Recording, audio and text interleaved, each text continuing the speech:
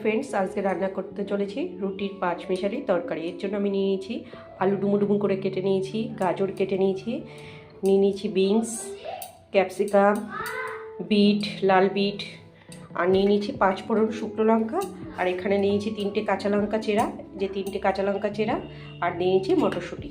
এবার আমি রান্নাটা করব। গ্যাসে কড়াই বসিয়ে নিয়েছি, দিয়ে দেবো তেল। সাদা তেল দিয়ে করছি আমি রান্নাটা। তেল গরম হয়ে গেছে, ওর মধ্যে দিয়ে দিলাম একটা শুকনো লঙ্কা ফোড়ন, 5 ফোড়ন,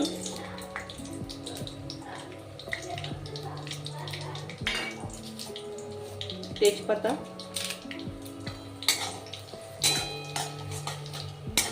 দিয়ে দেবো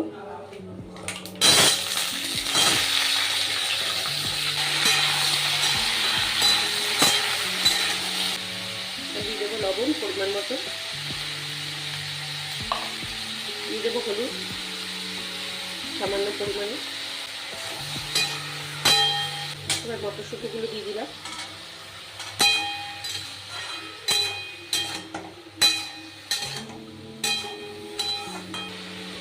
এবার দিয়ে দেবো জল সামান্য পরিমাণে সবজিগুলো সিদ্ধ হওয়ার জন্য।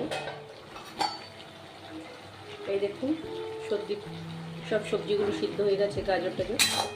এবার এর মধ্যে দিয়ে দেবো সামান্য একটু চিনি, কারণ একটু মিষ্টি মিষ্টি হলে খেতে ভালো লাগে। কালারটা কত ভালো এসছে।